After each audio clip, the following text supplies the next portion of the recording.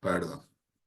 Entonces, eso es algo, ese problema del tiempo de acceso a memoria principal, que es un tiempo muy grande con respecto a los tiempos del procesador, es un problema que viene desde la primera generación de computadoras. Era el punto débil, el punto flaco del esquema de von Neumann. Pero bueno, ese problema se solucionó, obviamente. Por algo las computadoras funcionan bien. Por eso les digo que el tema que vamos a ver hoy, este dispositivo no es parte de la arquitectura lógica de una computadora. Es una solución de compromiso, de contingencia, una solución técnica para para que no tener el problema que genera el tiempo de acceso tan extendido, el tiempo de acceso a memoria principal, con respecto a los tiempos de un procesador. Y la solución de este problema es la memoria caché. Por eso el tema que vamos a ver hoy es el tema de memoria caché. ¿Están viendo ya la presentación? Sí, se ve. Gracias.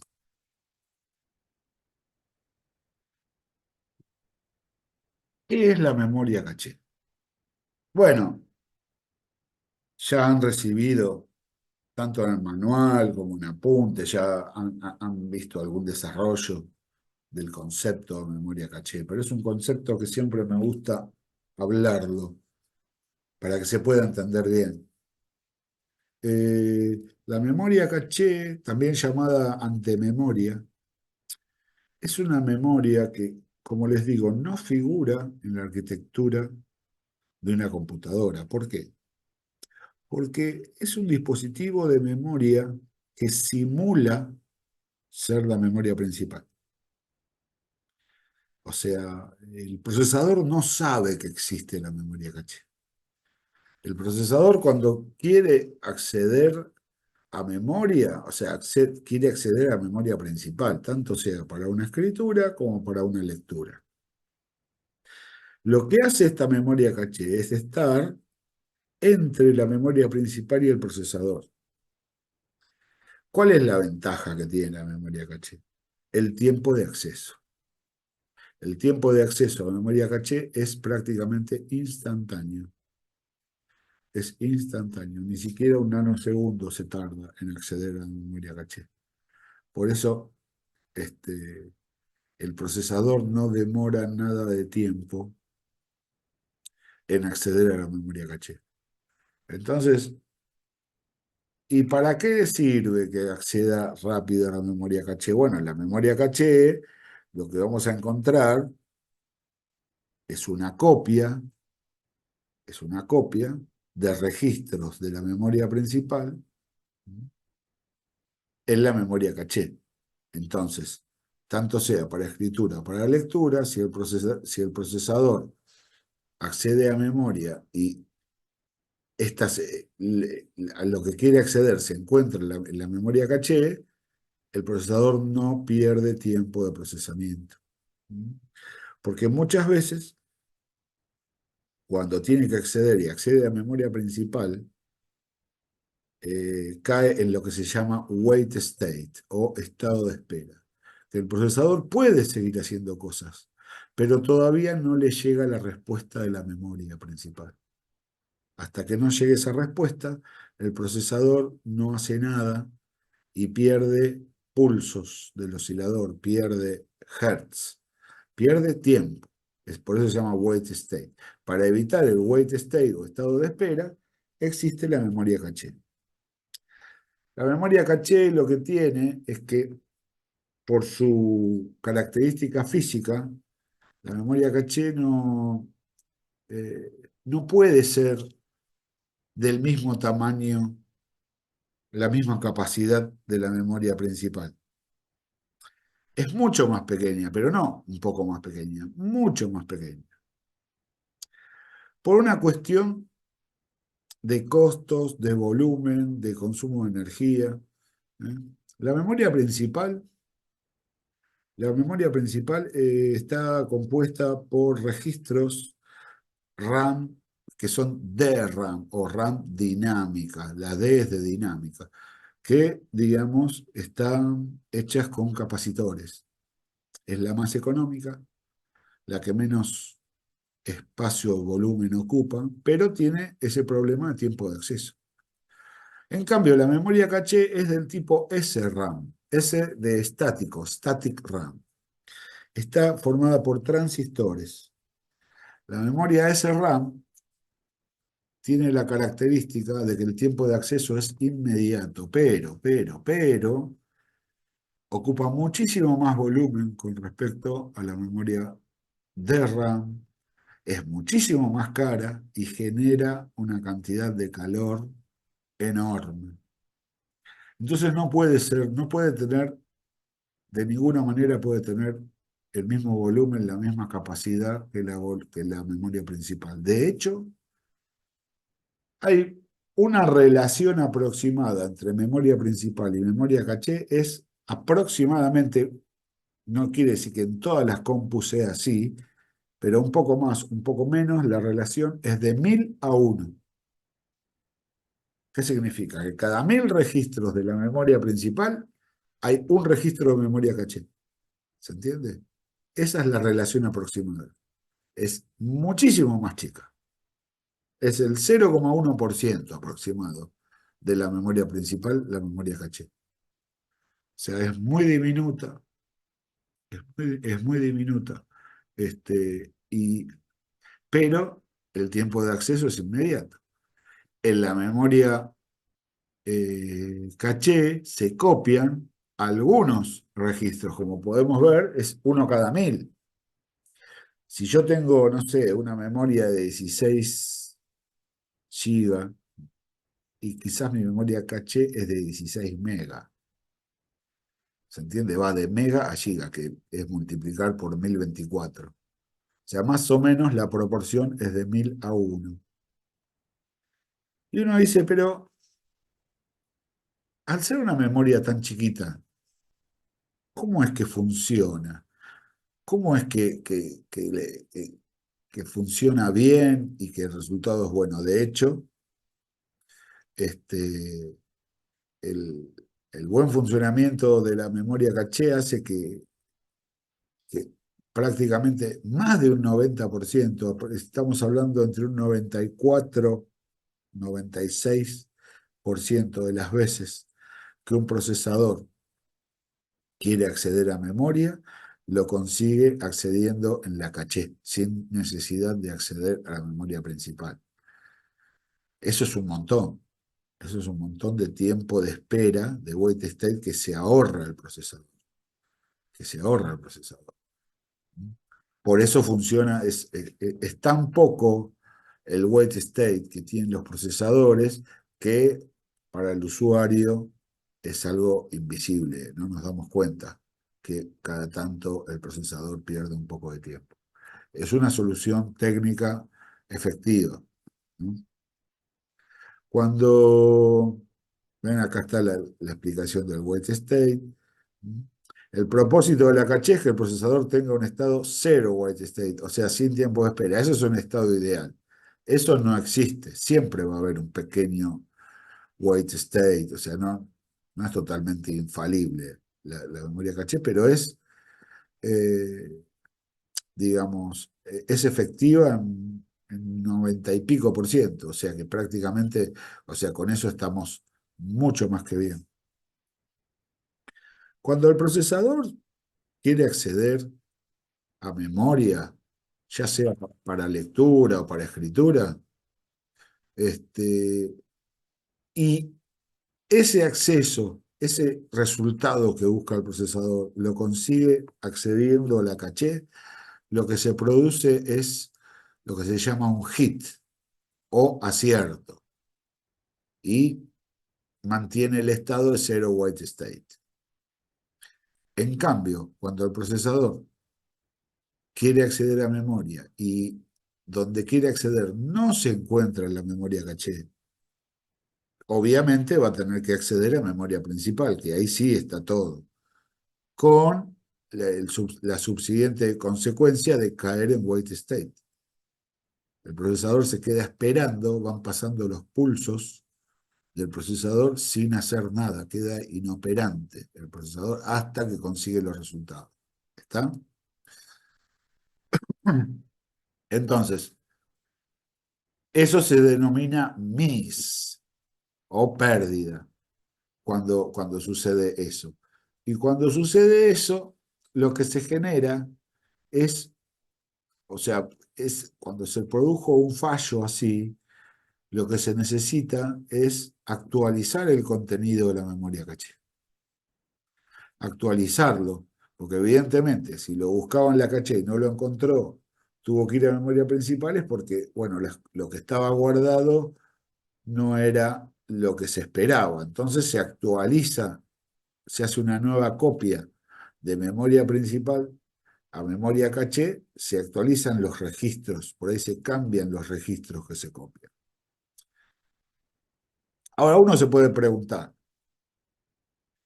¿cómo puede ser que un dispositivo tan pequeño, con una relación aproximada de 1000 a 1, sea tan efectivo? Cada 1000 registros de memoria principal, la memoria caché puede copiar uno nada más.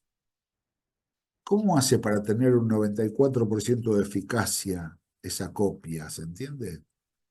O sea, ¿dónde está la inteligencia para elegir cuáles son los registros que se tendrían que copiar de memoria principal a memoria caché? ¿Se entiende lo que estoy preguntando? O sea, ¿dónde reside la inteligencia? ¿Por qué es tan efectivo?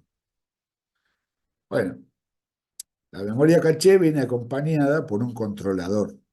Un controlador es un chip que tiene una pequeña ROM, ¿no? Cuando digo ROM, no confundamos con la ROM BIOS, que es parte de la memoria principal, sino esta es una pequeña ROM que lleva guardado y acá esta pequeña ROM no es la memoria caché, es el controlador de caché. ¿Se entiende? Ojo, ¿eh? Es el controlador. En esa ROM hay guardado un programita, un algoritmo, que es el algoritmo que va a administrar el uso de la memoria caché. Y en ese algoritmo están dadas todas las directivas para que el controlador sepa cuáles son los registros que se tienen que copiar desde la memoria principal hacia la memoria caché, como para que cuando el procesador deba acceder, lo pueda encontrar en la caché. ¿Se entiende? ¿Y cuáles son los criterios? O sea, dónde está, o sea, los criterios para saber elegir uno entre 1000 registros? De eso vamos a hablar ahora, cuáles son los criterios. Pero veo que nos quedan 2 minutos nada más de tiempo restante, así que les propongo que salgamos y volvamos a entrar, que yo ya habilito una nueva tanda, así podemos seguir con las clases. ¿Les parece bien? Bueno, dale. Dale, salimos y volvemos a entrar. Gracias, gente. Ahí nos vemos.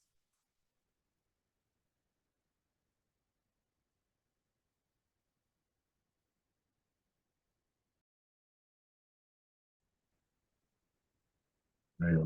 Seguimos grabando y continuamos con esta charla. Bueno, entonces, dónde reside la inteligencia del controlador de caché? Ese algoritmo, ¿qué es lo que trae? O sea, ¿cómo sabe elegir tan bien cuáles son los registros que se tienen que copiar? Para que ese algoritmo sea tan efectivo, se basa el desarrollo, el código de ese algoritmo está basado en dos principios de proximidad, los llamados principios de proximidad. Está basado en el principio de proximidad temporal y principio de proximidad espacial. Son estos principios tienen ciertas características. Por ejemplo, el principio de proximidad temporal me dice que si el procesador accedió a un registro determinado, significa que en el breve lapso seguramente va a volver a acceder a ese archivo, a ese registro, perdón. Cuando decimos proximidad temporal, decimos proximidad en el tiempo. Si el, si el procesador accedió a un registro, ¿qué quiere decir? Que seguramente va a volver a acceder a ese registro en el corto lapso. No solamente a ese registro, sino a sus más cercanos, a los siguientes. ¿Tá? Entonces, este principio se usa en muchos aspectos, en muchos lugares. Fíjense,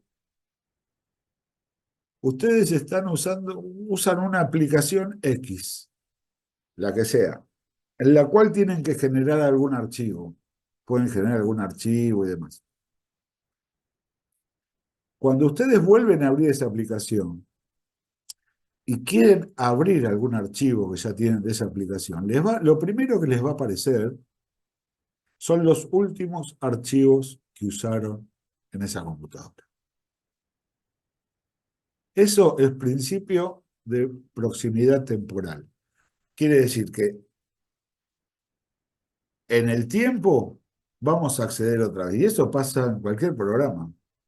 En el Office, hace años, yo trabajo en Word, hice un archivo, cierro el Word, al otro día lo vuelvo a abrir, pongo abrir, y lo primero que me va a aparecer es el último archivo que usé. ¿Entienden lo que les digo, no? Y eso no solo pasa en Word, pasa en un montón de aplicaciones. Tiene un montón de usos el principio de proximidad temporal. Por ahí no lo conocíamos con ese nombre, pero nos ayuda, porque lo más probable es que volvamos a abrir el último archivo que usamos. Quizás no, pero es altamente probable que así sea. Ese es el principio de proximidad temporal. En cuanto al principio de proximidad espacial, me dice que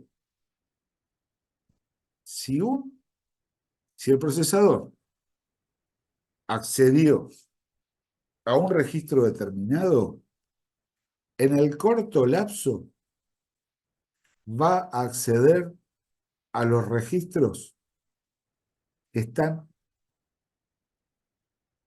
en el espacio, o sea, en la distancia, más cercanos, a los registros que rodean a este registro, tanto antes como después. Eso es proximidad espacial, en el espacio, ¿se entiende? Acá vemos, en la presentación, vemos la explicación de proximidad temporal y acá tenemos espacial, ¿no? En un pequeño lapso de tiempo, el procesador accederá a las direcciones más cercanas a esta. Eso es proximidad espacial. Por ejemplo, si yo accedí a un archivo de cierta carpeta, ¿cuáles son los archivos que están espacialmente más cerca? Los otros que están contenidos en la misma carpeta.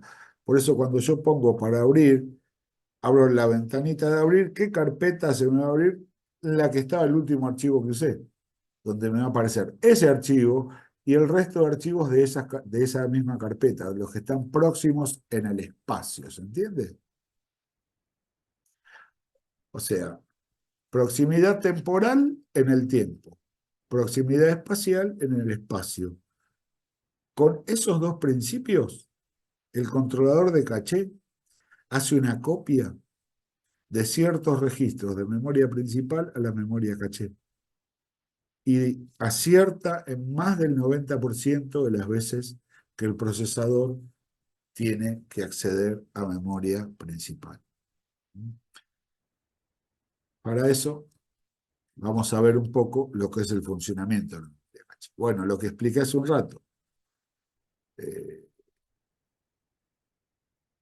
si el registro que se busca se encuentra en la caché, se produce un hit, que es o acierto. Y si no, se produce un miss o fallo. Entonces, cuando se produce un miss, como les dije hace un rato, el controlador de caché tiene que hacer una actualización masiva de los registros de la memoria caché. Y este fenómeno se llama burst transfer o transferencia en ráfaga. Que es una actualización masiva de la memoria, siempre basándose en los principios de proximidad temporal y espacial, como para que no vuelva a producirse un miss. De hecho, tenemos un miss aproximadamente cada 100 veces que un procesador accede a memoria y se pueden producir 5 miss. No se entiende, no es algo que suceda con mucha frecuencia. Cuando sucede, se actualiza el contenido de la memoria caché a través de un burst transfer, una transferencia en ráfaga, una actualización masiva. Se actualizan casi todos los registros de la memoria caché. ¿Está? ¿Se entendió esto, gente? ¿Alguna pregunta, alguna consulta? Se entendió bien. Muy bien. Y ahora vamos a ver una segunda presentación que es de este mismo tema, pero lo vamos a ver en forma gráfica. Vamos a ver en forma gráfica cómo sería el funcionamiento con una pseudoanimación hecha, hecha en PowerPoint, una pseudoanimación. O sea, yo sería un caradura si dijera que lo que hice fue una animación, obviamente no lo es, pero que nos va a servir para el propósito de entender el funcionamiento de la memoria caché. A ver, me dan un segundito. Así compartimos la pantalla y vamos a la nueva presentación. Confírmenme, por favor, cuando ya vean la pantalla nueva. Ya se ve, profe. Muchas gracias. Muchas gracias. Vamos a ver cómo es el funcionamiento de la memoria caché. A ver, acá tenemos el esquema. Primero, vamos a presentar a todos los elementos que están acá en el dibujo. En la parte superior tenemos el procesador, que ya sabemos que sus componentes son la unidad de control, la unidad aritmética y lógica y sus registros, y distintos registros que cada uno tiene una finalidad y demás. Después tenemos la memoria principal. La memoria principal, ya la conocemos, y las tres vías de comunicación. En los gráficos que vimos hasta ahora solamente mostrábamos procesador y memoria principal y los tres canales de comunicación, que es la línea de datos, la línea de dirección y la línea LE de lectura y escritura, que antes apuntaba a memoria principal, pero hemos sido engañados, como quien dice, y va en realidad al controlador de caché. Esta es la realidad. Acá tenemos el controlador y acá tenemos nuestra memoria caché entre el procesador y la memoria principal. Ahí tenemos la memoria caché. Del controlador de caché salen dos líneas LE, la LE de caché y la LE de memoria principal. Entonces, ¿cómo es que funciona la memoria caché? Vamos a suponer que el procesador desea hacer una lectura en memoria. Entonces, como ya hemos visto en otros encuentros, la línea LE se pone en 1, que habilita la lectura. Por la línea de direcciones va a aparecer la dirección de memoria a la que se quiere leer, pero este valor de esta dirección es interceptado por el controlador de caché. Cuando el controlador intercepta una dirección para ser accedida por el procesador, lo primero que hace es habilitar la LE de caché y deshabilitar la LE de memoria principal. ¿Para qué? Para que el valor de esta dirección en realidad recorra la memoria caché. Si encuentra la dirección en la memoria caché, se produce lo que conocemos como un hit. Entonces se procede a la lectura normal, como ya la conocemos, se pone una línea de datos y a través de la línea de datos llega al procesador, sin pérdida de tiempo, sin caer en wait state. Eso es lo que sucede cuando funciona sin ningún problema. Ahora vamos a ver este caso. Nuevamente el procesador debe acceder a memoria principal.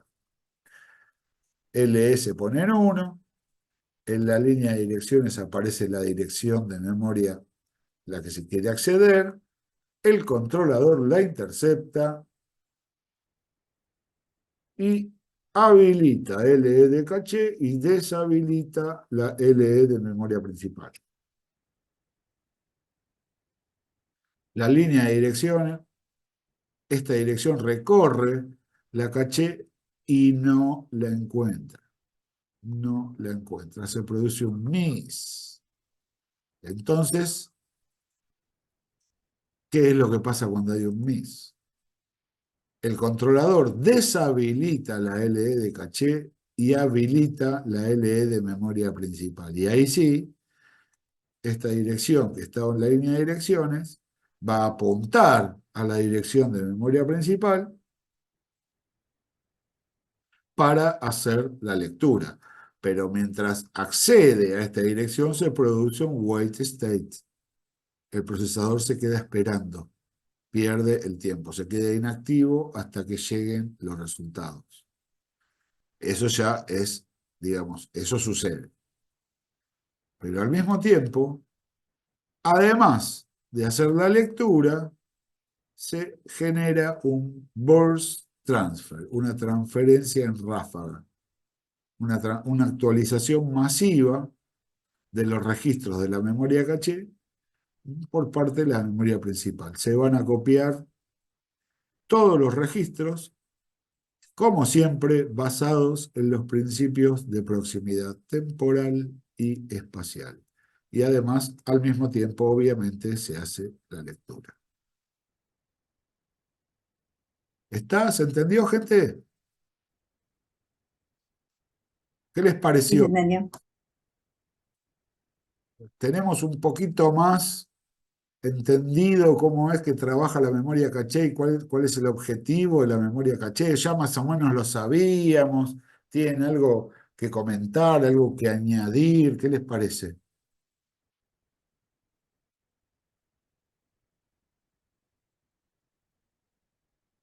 Nadie tiene nada que decir. Bueno, buenísimo. Cuando es así, o está todo súper bárbaro o está todo súper mal. Bueno, yo voy O a... súper dormidos. Sí, ya sé.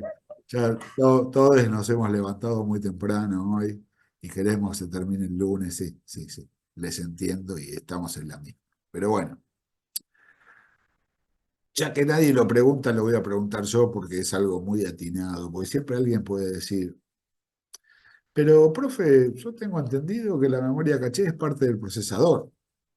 ¿Nunca escuchaban a decir eso o hablar eso? En realidad, la memoria caché en los computadores actuales, tanto notebook como de escritorio, gamer y demás, dentro mismo del chip donde está el procesador, también se encuentra el nivel 1 de memoria caché.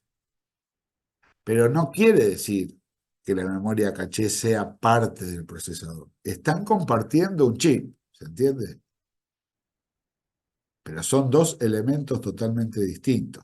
Una cosa es el procesador, otra cosa es la memoria caché. De hecho, como les dije hace un rato, el procesador no sabe que existe la memoria caché. Lo estamos engañando permanentemente. Para el procesador, El procesador accede a memoria, él solamente se entiende con la memoria. La pareja es procesador y memoria. Y ahí la memoria caché es una que está ahí metida en el medio, pero el tipo no lo sabe. Pero el tipo no lo sabe. Bueno, no se está yendo un poco raro esto. Bueno, pero bueno, es así. No sabe que existe. Por eso se llama memoria oculta.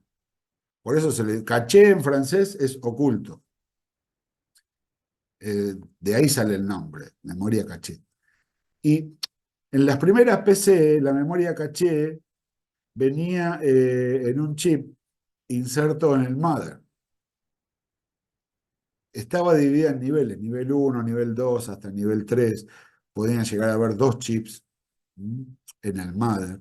Hasta que, ya apareciendo las 386, las 486, y especialmente cuando aparece Pentium, el nivel uno de caché empieza a fabricarse dentro mismo del chip del procesador. O sea, comparten el chip. ¿Para qué? Por una cuestión de proximidad, para no tener que andar buscando entre un lado y el otro. Ya directamente la tiene ahí al toque. Pero es otro dispositivo que comparten el chip. Entonces, en las primeras teníamos el nivel uno de caché en el mismo chip del procesador y los otros niveles en el mother. Hoy en día todos los niveles de caché están y comparten el chip del procesador. De hecho, los caché de hoy en día, hay varios nivel uno compartidos donde cada nivel uno está dedicado a un núcleo del procesador. Vieron que hoy los procesadores son multinúcleos, que procesan en hebras. Cada hebra lleva una línea de procesamiento. Y tiene un nivel uno de caché dedicado exclusivamente a ese núcleo. Ya el nivel 2 es para todo el procesador en general, ¿se entiende? O sea, comparten el chip, se ubica ahí, pero en realidad son elementos totalmente distintos. ¿Mm? Y eso es todo lo que tengo que decir. Bueno, en realidad podría seguir hablando una hora más de memoria caché, pero creo que con esto me parece que ya es suficiente como para poder redondear el concepto a lo que ya hemos visto en el manual, en alguna clase y ya con el encuentro de hoy, como para darle un toque definitivo a lo que es memoria caché, como para que el día al final, si les vuelvo a preguntar de memoria caché, me hagan un desarrollo brillante. Por lo menos ustedes que estuvieron en el encuentro, ¿no? No sé si tienen alguna duda, alguna pregunta.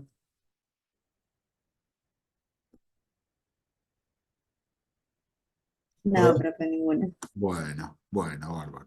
Bueno, Tengo una duda, profe. ¿cómo no, Ezequiel? Decime. Este, en cualquier dispositivo siempre se acumula la memoria caché. ¿A qué te referís? Siempre es aconsejable borrarlo. ¿Por qué es eso?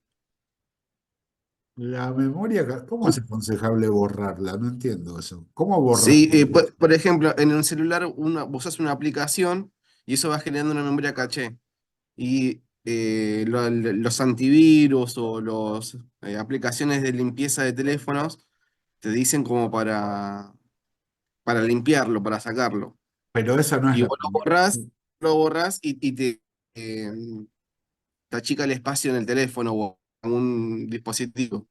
Muy bueno tu comentario, Ezequiel, porque está bueno para aclarar lo siguiente. Esas no son memorias caché. Son, Ah, eso no es memoria caché, son como dice dispositivos memoria caché. caché. Hay distintos caché. O sea, hoy Ahí hablamos está. específicamente de la memoria caché que trabaja asociada a la antememoria que está entre el procesador y la memoria principal. Después hay un caché de disco.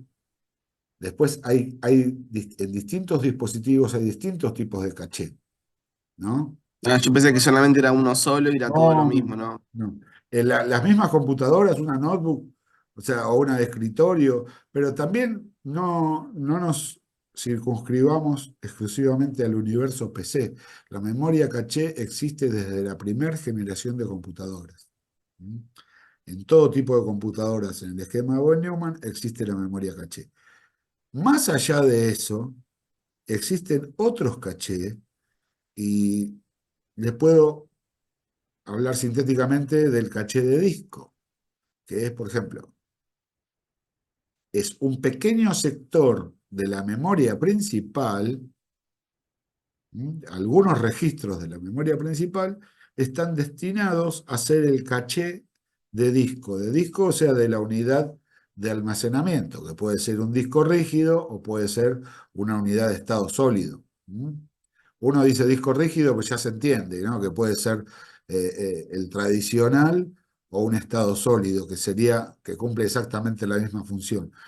Y la forma de trabajo del caché de disco es exactamente la misma forma de trabajo de la memoria caché entre memoria principal y procesador. Nada más que acá sería entre el disco y el procesador. Cuando el procesador quiere acceder a un archivo de disco, primero va a consultar al caché de disco. Si lo encuentra en el caché de disco, lo va a hacer mucho más rápido que si tiene que ir directamente al disco. La memoria caché está, o sea, todas las cachés están diseñadas para acelerar velocidades. Ahora, no todas las cachés, depende del dispositivo,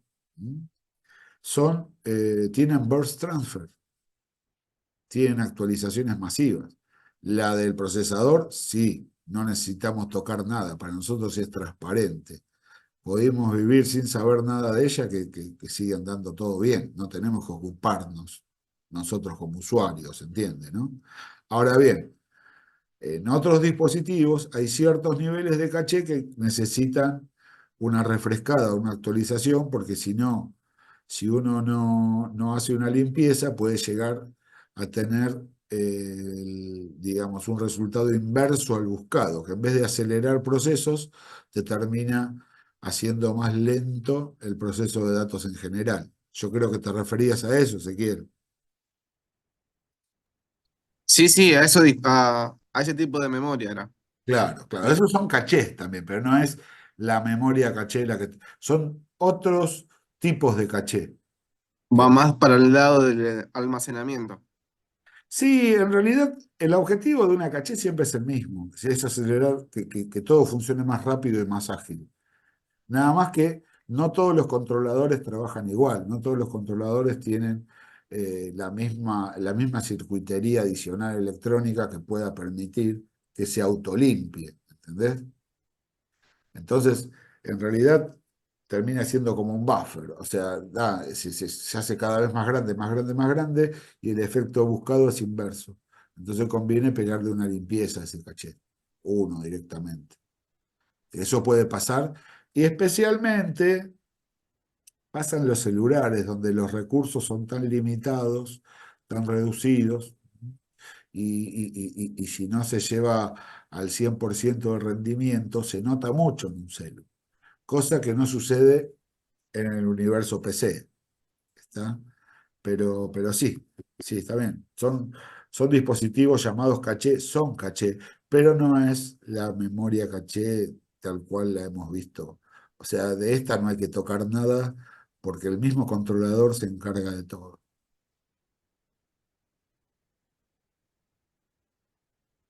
¿Está, Ezequiel? ¿Se entendió?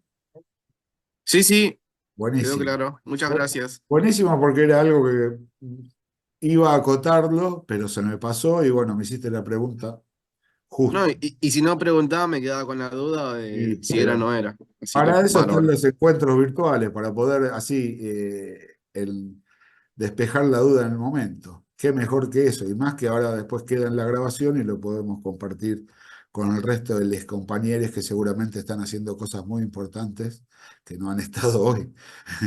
Estoy solamente con 6. Me voy a acordar, ustedes 6, o sea, obviamente el concepto sube, Para el sube, TP2. pero no, en general. O sea, yo uso mucho el concepto en el momento del final. En el momento del final siempre hago un raconto de toda la trayectoria del cuatrimestre, de cómo siguieron la cursada. Porque uno puede aprobar los trabajos prácticos, llegar al final, pero ser un nombre que ni conozco, o sea, pasa eso. Pero hoy ya, no sé, yo ya o sea, conozco caras, conozco nombres, conozco cosas, que el día que nos encontremos en el instituto no va a ser lo mismo. Y si por ahí estamos un poco que nos falta un poquito para llegar, y no, obviamente que el profe se va a acordar, y si tenemos que ajustar siempre va a ser para arriba cuando el concepto es bueno, ¿no? Así que bueno, nada, es eso. Formación de conceptos es para mí también, de quiénes estamos y quiénes no estamos. Pero bueno, ¿alguna pregunta más, gente? Los quiero dejar descansar. Me parece que ya por hoy estamos, pero obviamente si hay alguna consulta, alguna inquietud más, este es un buen momento para hacerlo. Ninguna. No, ninguna, profe. Estamos de acuerdo, 100% de votos, así que dado que ya no hay más preguntas, me despido hasta el próximo encuentro, en el cual vamos a dedicarle el encuentro exclusivamente a hablar del examen final. Vamos a ver modelos de finales viejos, vamos a contestar consultas y todo lo demás. Así que más allá de eso, me despido hasta el próximo encuentro a la misma batihora y por el mismo Vaticanal, gente. Nos vemos. Chau, chau. No, profe. Buenas Chao, noches a profe, todos. buena Chao, semana. profe.